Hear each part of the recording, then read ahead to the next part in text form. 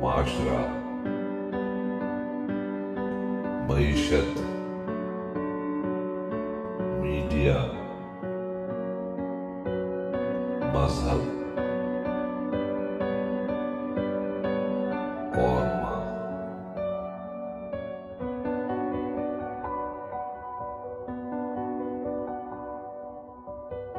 السلام علیکم۔ Channel M5 سے نسرین حسین پرویز آپ سے اپنے اس گفتگو کے پروگرام کے آخری مرحلے میں ہم داخل ہو گئے ہیں، جو ہم نے وہاں لا کر ختم کیا ہے کہ یہ جو ہیڈ آف دا اسٹیٹس ہوتے ہیں یا حاکم ہوتے ہیں، رولرز جو ہوتے ہیں، ان کا رومانس، ان کو آئیڈیلزم کے طور پر پیش کرنا اور ان سے متاثر ہو کر عام لوگ تو چل پڑتے ہیں، بھیڑ بکریوں کی طرح ساتھ چلے جاتے ہیں، چونکہ بھٹو نے تو عوامی نعرہ بھی لگایا تھا نا، روٹی کپڑا مکان کا، تو اس نے عوام کو بھی ساتھ ملا لیا، لیکن اس نے ایک دھوکہ ان لوگوں کو جب دیا جو نظریاتی لوگ تھے، تو وہ جب انہیں سمجھ آ گئی جلدی کہ یہ تو ہمیں کیش کر رہا ہے، یہ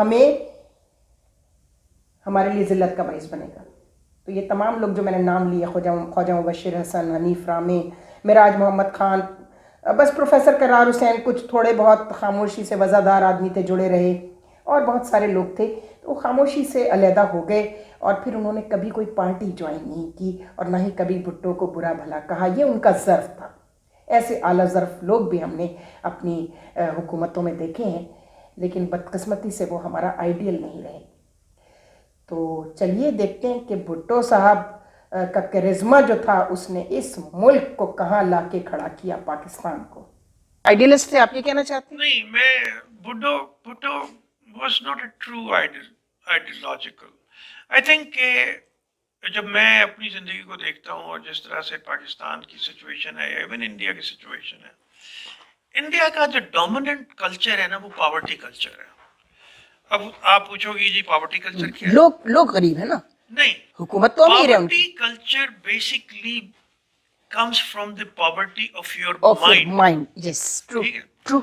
اچھا اب جب 5,000 سال پہلے یہاں ایرینز آئے، انہوں نے یہاں ایک فکٹیشس، ایک طلسم کی طرح ایک جو تھا اپنا جادو یہاں پہ پھونک دیا۔ جادو کیا تھا کہ گورے، یہ کیونکہ سینٹرل ایشیا سے آتے تھے، ان کو فوقیت ہے یہاں کے کالے لوگوں کو، کیونکہ فاتح تھے۔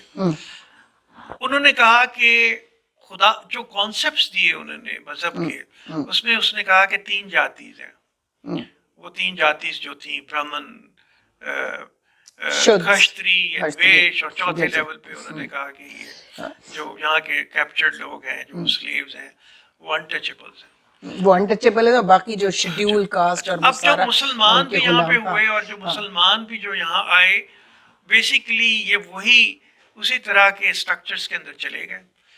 اب پاکستان میں مسلمانوں کو تو پرانا جو ٹرائبل سسٹم تھا عرب میں، یہاں پہ آنے کے بعد پری اسلامک سسٹم بھی تو یہی تھا نا آپ کا، نہیں، غلام بنا کے رکھو۔ نہیں، جو وہاں کا سسٹم تھا نا، جو آپ عرب کی بات کر رہی ہیں، یا اس کے اندر جو ٹرائبل سسٹم تھا نا، وہ ٹریڈ ریلیٹڈ لوگ تھے۔ ٹریڈ اور ایگریکلچر کے اندر فرق یہ ہے کہ ایگریکلچر میں آپ کو چاہیے پیسنٹ، سلیو، سرفڈم چاہیے۔ وہاں پہ آپ کو سلیوز نہیں چاہیے ہوتے، وہاں پہ آپ کو پارٹنرز چاہیے ہوتے ہیں۔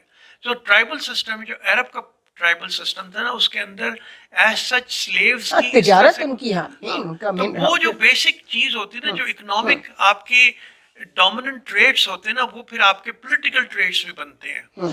تو جو اکنامکس ہے نا، وہ بیسیکلی ڈیسائیڈ کرتی ہے کہ جیسے انڈیا ہے، انڈیا کے اندر یہ کلچر کیوں آیا؟ انڈیا کے اندر یہ کلچر اس لیے آیا کہ بے شمار لینڈ جس کے اندر آپ مانسون کے اندر بیج پھینک دیں، جیسے بابر نے اپنی تزک میں لکھا ہے کہ یہاں روزی اور رزق بڑا آسان ہے، یہاں مانسون آتی ہے، لوگ بیج بھیج دیتے ہیں، لیکن یہاں کا جو موسم ہے اس کی وجہ سے یہاں کے لوگ سست ہیں، خوبصورت نہیں ہے، ان کو پوئٹری سے، میوزک سے کوئی تعلق نہیں ہے۔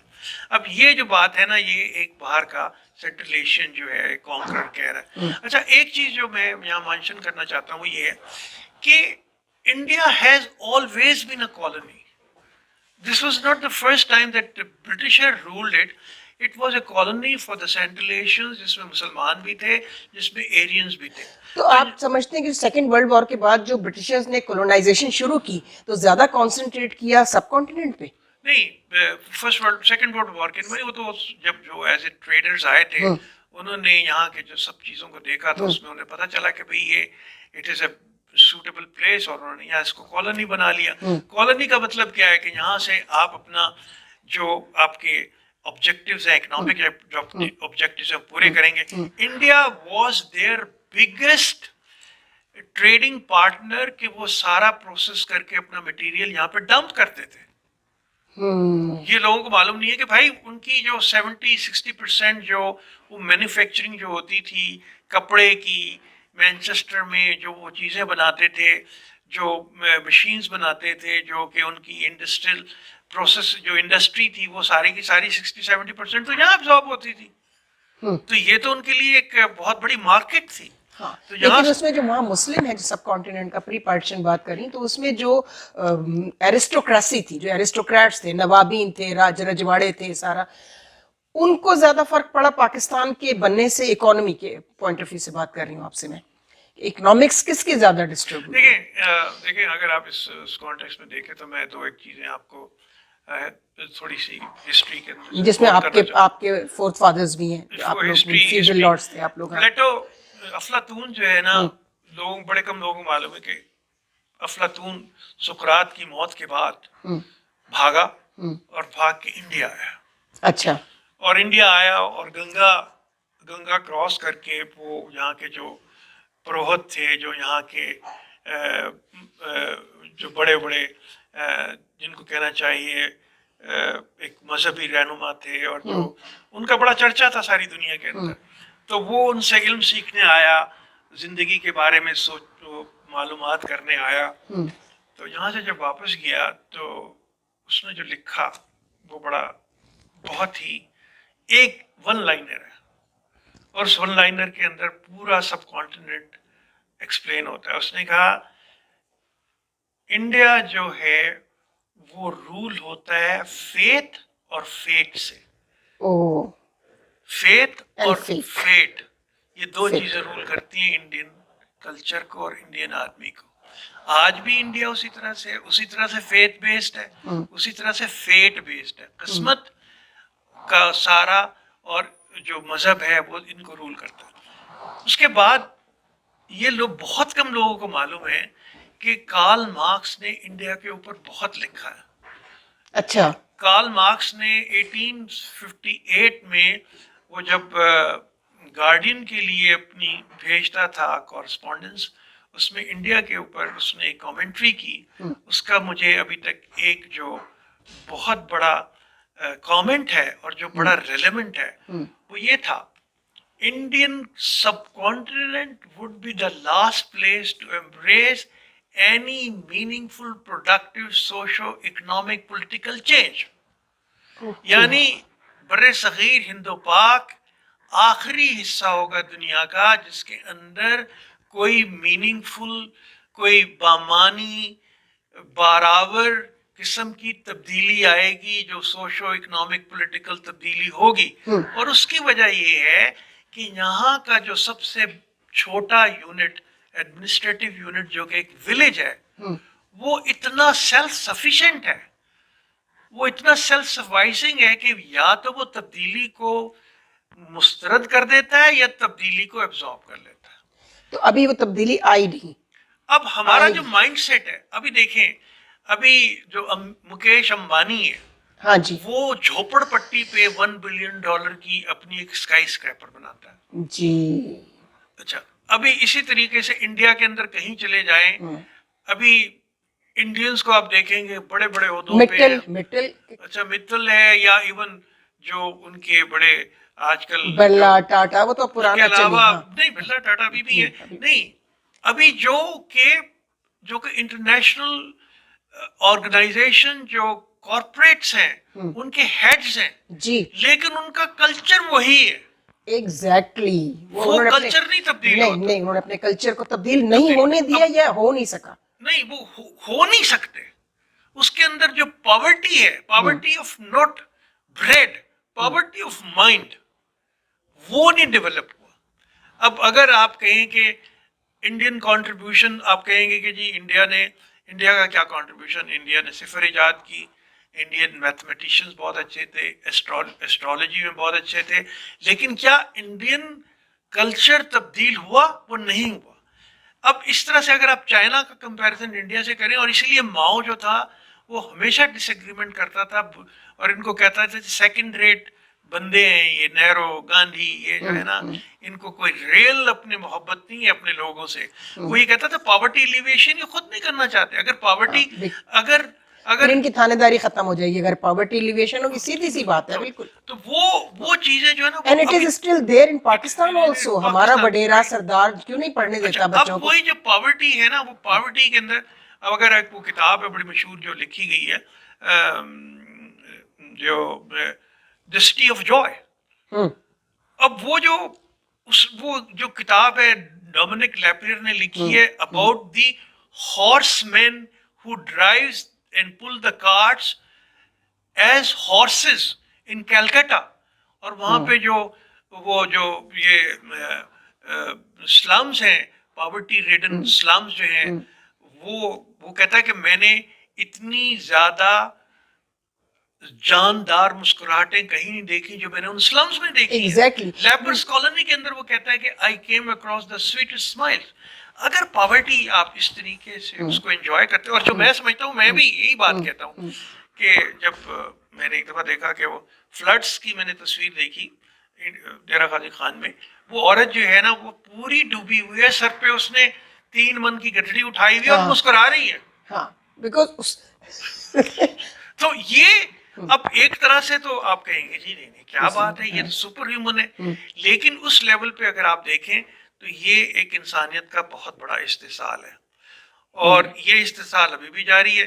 तो इसमें जो हमारी जो बुनियादी, मैं समझता हूँ कि जो लोग मिस करते हैं, जो लोग यहाँ पे सही तौर पे आइडेंटिफाई नहीं कर सकते, जो सिफ्त हसन ने भी लिखा है, कुछ और लोगों ने भी लिखा है, वो ये कि हमारी जो पॉवर्टी ऑफ ब्रेड नहीं है, हमारी पॉवर्टी ऑफ माइंड है। एग्जैक्टली। अभी आपके जहाँ बैठे बिल्कुल पीछे किताब रखी फिलिप मेसन की, the man who ruled India.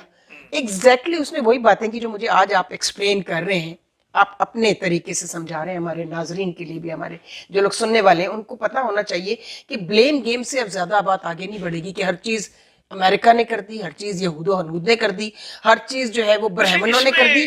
वो कहता है कि ये आप हमें जो कहते हैं कि जी हम रूल करने आए थे। मैं एक चीज इसमें कहना चाहता हूँ।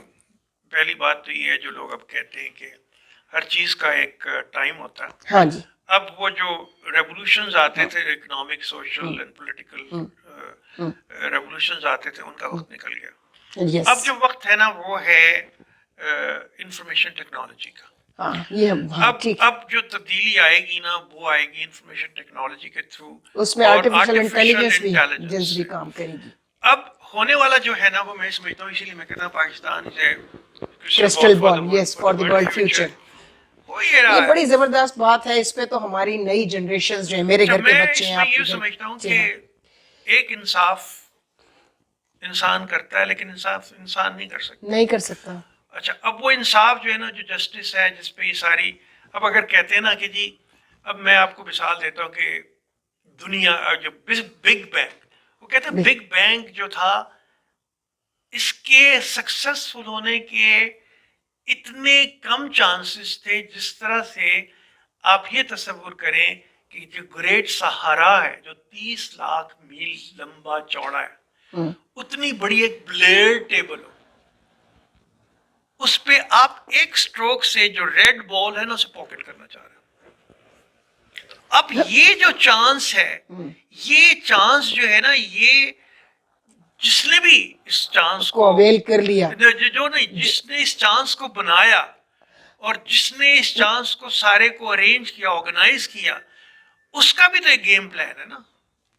वो तो नेचर है। वो जो उसका जो गेम प्लान है, उसके अंदर हम अपने आप को बड़ा शातिर समझते हैं, हम बहुत बड़े चेस प्लेयर समझते हैं, लेकिन मुझे जो मेरा फेथ है और मेरी जो अंडरस्टैंडिंग है, वो ये है कि इस पूरी गेम प्लान में जो शतरंज बिछी हुई है, एक ऐसी प्रेजेंस है جو کہ انپریزنس ہے، جو کہ سب شاطروں کو مات دے دیتی ہے، انویزیبل ہے نا وہ. ہم تو پھر قرآن والی بات آ گئی نا، مکر تم جتنے مکر کر لو میں ایک کروں گا نا. اب اس میں یہ کہ کچھ لوگ اس بات کو ریلائز، بھائی اس بات کو نہیں کہہ رہا کہ کوئی ایسی قوتیں ہیں، نہیں، قوت اس بٹ آپ لیے ہے سمجھتے کہ ہیں وہ انویزیبل ہے وہ نہیں، فورس. میں صرف یہ کہتا ہوں کہ یہ جو ہے نا ایک بیلنس ہے، اچھا ٹوٹل بیلنس ہے. اس کو امبیلنس فورسز کرتی رہتی ہیں، لیکن پھر یہ اپنے ایک بیلنس پہ آتا ہے.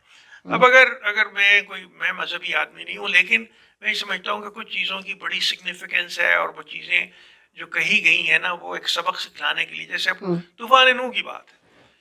اب طوفان نوح کو کہہ رہے ہیں جی وہ ایک اس کے دایا جو تھی نا اس کے تنور سے نکلا اور وہ سارے میں پھیل گئے. اچھا، اب یہ ایک کہانی بھی ہے، یہ جو بھی ہے کہانی تو نہیں ہے، اگر کہا گیا ہے تو ٹھیک ہے.